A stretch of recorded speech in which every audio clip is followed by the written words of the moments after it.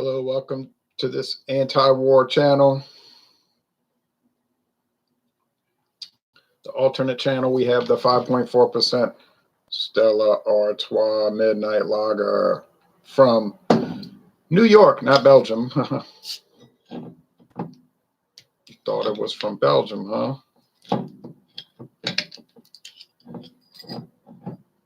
The people in Europe tell me they can't get it. Now I'm going to pour it. A lot of smoke here. Been drinking on this dark lager the last few days.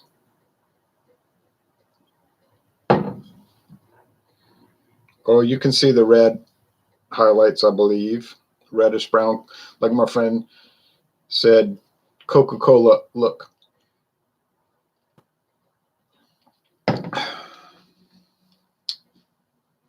Oh yeah, the aroma. It's roasty, sweet, syrupy a little bit. Think of like dark coffee with cream in it. They're saying a lighter body. I find it's a medium body personally, but Tap Into Your Beer is saying Stella Artois Midnight Lager is a premium dark lager with notes of toasted caramel, okay, and a cold, refreshing finish for a taste that's alluringly dark, yet surprisingly light and crisp. It's lighter than you would think it would be from the appearance is what they mean. This well-balanced, refreshing twist on the classic lager is a toast to winter nights filled with celebrations. 192 calories.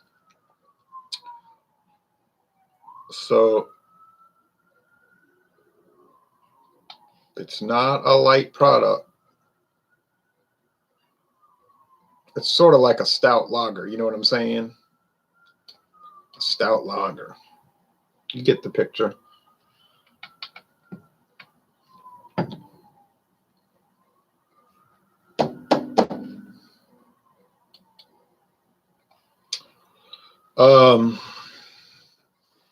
One a day is enough, I guess. I wouldn't drink a whole bunch of them personally, but I'm enjoying it. Now the label in the back, this label came out kind of crooked. You know, sometimes the machines won't catch it right. Looks kind of bad, but I wouldn't collect that one I wouldn't put that one in my collection, but I already have one in the collection.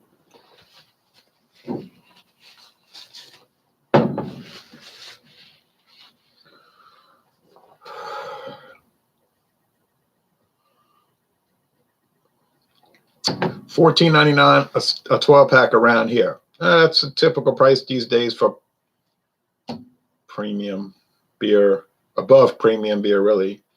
$7.50 a 6-pack. That's not too bad. It's only going to last till the end of 2019.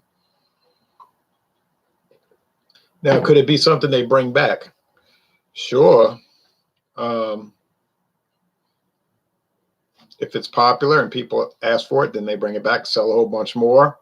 Got the recipe on hand. Got the bottle design on hand. They can keep rotating it in and out. They've learned their lesson, I think, from the old days of introducing something new, like a craft style beer, and just trying to keep it on the market for good. But what happens is people buy it and they like it, and they'll try it maybe a second time, and then they go on to something else, and then they stuck with backstock of it, and it doesn't sell.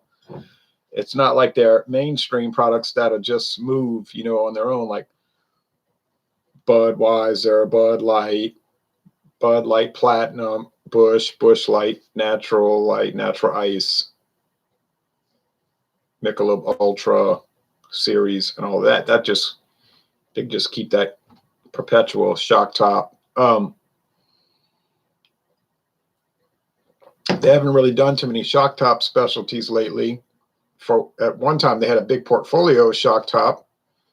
Then that kind of died out. They had Twisted Pretzel, tasted just like a salted pretzel. All kind of variants, but I guess it just didn't catch on. And Blue Moon was doing that too. This, that, all these things. And they were all good for the most part. And then Blue Moon did the Graffiti series, and then there was the Blue Moon Proximity series, which was made with wine grapes, wine yeast, actual wine. You might remember those when those 750 milliliter bottles with a cork, and they were like 9.2% alcohol. They were really dynamite. They were a little expensive, but people just, I guess, didn't buy them. I don't know. They had the Grand Cru, which I never got to try. I went to buy it, and then it was gone, and so on. So I'll be interested to see what other Stella Artois variants come on to the market. Should be a fun little adventure, I think. They're saying here it is. Try it. They probably should have done that with the Busch Signature Copper Lager. That was a mistake. It's like they didn't know how to handle that beer. They put it out and they said, okay, it's only going to be sold in the Midwest, Iowa, Missouri, Kansas, such places. Then people start asking for it, like me in particular. Okay, well, we'll expand it down to Louisiana and then try it in other places. And then they expanded all over the country pretty much. And then the sales weren't there. So then they hurried up and dropped it. Whereas they should have done a nationwide thing for a few months, let people try it, and then maybe bring it back as a specialty. They have this Budweiser Harvest Reserve, which you can only buy in like Nebraska and Iowa. It looks like a fantastic beer. It's got a unique bottle. People that have tried it say it's really good. I'd like to try it. Probably won't get to see it. They have made regional beers over the years. They still do. Like I said, at Harvest Reserve. There's the Michelob Golden Draft, excuse me, which is cold filtered draft beer, packaged draft. You can only get that in the upper Midwest, like Minnesota, Iowa, things like places like that. I have seen it in Chicago, but it's obscure there in the Chicago area, Chicagoland, they call it. There's the Golden Light, Michelob Golden Draft Light, or as they called it up in Minnesota, Goldie Light. When I was in Minnesota about 9 years ago, that was like the top beer. Everybody was drinking Goldie Light in the big tall cans. And at the Minnesota Twins Stadium, I don't know if it's big now, 9 years later. It was like the premier beer. Everybody said, I want a Goldie Light. That was their Michelob. So I don't know. Seems to me, I don't know, but you look at how Miller mishandles Miller Genuine Draft. I mean, that's kind of bad, you know. So, but like I always say, it's not my problem. I mean, it's my problem in the sense I can't get it, but there's a lot of beers to drink. That doesn't really matter. It's their problem. I don't worry about what beer companies do. I'm interested. I try the products, but I don't worry about it. A lot of beer people worry about it like they're worrying all the time. I'm going to let them worry. I'm going to relax. I'm going to let them worry. Okay. How about that? That sounds like a good idea. I'm trying to think. Oh, I mean, I could go on and on about these regional beers. Subject Zero. Hey, Ron, have you heard about the Busch latte cans and limited edition bushel package available in the Midwest? I heard something about that, but I don't know much about it since we're not in the area, right, to get it. We just haven't got any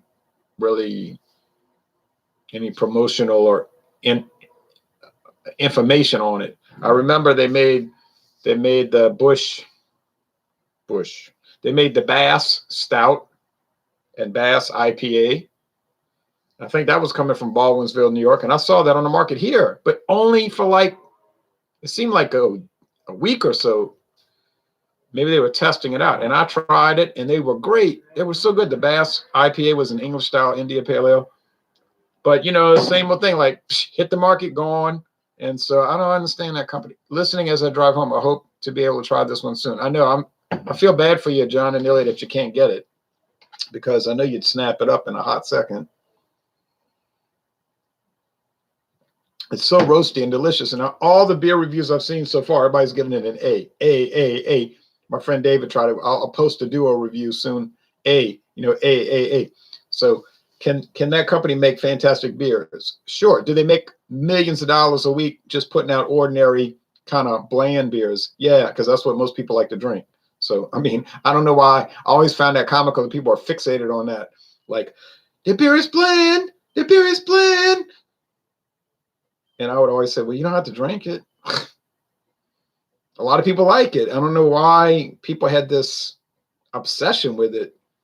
And that's what got me having a lot of enemies. I'm not their enemy. Wait. Yeah, I'm their enemy. They're not my enemy. I don't dislike these people. I don't dislike anybody in the beer review world. But they'll say, like, oh, Budweiser doesn't matter. I was like, well, if it doesn't matter, why do you talk about it constantly? You know, it seems to me if something doesn't matter, you don't talk about it. It doesn't matter. So forget it. It's irrelevant. But it's irrelevant, but you talk about it constantly. You know, like, nobody cares about stinking Budweiser. But you must. You talk about it constantly. You know, don't legitimize what you claim has no legitimacy. Anyway, you get the point because you are probably an intelligent viewer. Okay, now or listener, because this is mostly like a radio show. I don't usually sit there and stare at the screen of somebody reviewing a beer. I'm doing stuff. I might be dusting the house or like John and Lily say, he's driving, listening while he's driving. Because I mean, you know, I know what the beer looks like. I don't watch reviews for beers I haven't had anyway, so I know what they look like. You know, so I don't need them to say, oh, look, it's reddish. I mean, I know it's reddish, but I like to get their opinions about how it smells, the flavor, the body, and all that, what they think. So that's the interesting part. But that's more of an auditory thing. It's not a visual necessity. Okay, well, thanks for watching this video production. I'll try to do Dawn Busters tomorrow. Might have to do the Wednesday rum challenge on Thursday. Might have to back it to a Thursday, but that's okay. Shouldn't have any problem pulling that off. It's gonna be a tragedy anyway. Ron Rio versus Captain Morgan. Captain Morgan actually tastes good, the Captain Morgan White, and Ron Rio tastes bad. I mean, so I don't know what kind of challenge that's supposed to be, but it's part of the tournament, the round robin. It's just that, you know, it's like a conference in sports. Like you might have the Southern Conference in football. Everybody's going to play everybody else. One team might go 0-8, no wins and 8 losses, but they're still playing everybody, you know, and they might win one game against a little weak team that they scheduled, finish the season 1 win and 11 losses. But, you know, you do the tournament. So if Ron Rio keeps losing, I'm just going to say, oh, well, they just keep losing. Well, too bad. It's not my problem. Like, once again, not my problem. I have a rum coming up, a white rum, a silver rum, clear rum, whatever you want to call it. Rum Pontalba. Maybe that'll be in a week. Rum Pontalba. Is it any good? I don't know. Is it cheap? Yeah, I bought a liter for $6.99. But it's got some New Orleans history associated with it. So it's got a historical angle on it. The Pontalba, if I could talk, the Pontalba family is an important family in Louisiana, in New Orleans. They have like a lot of money.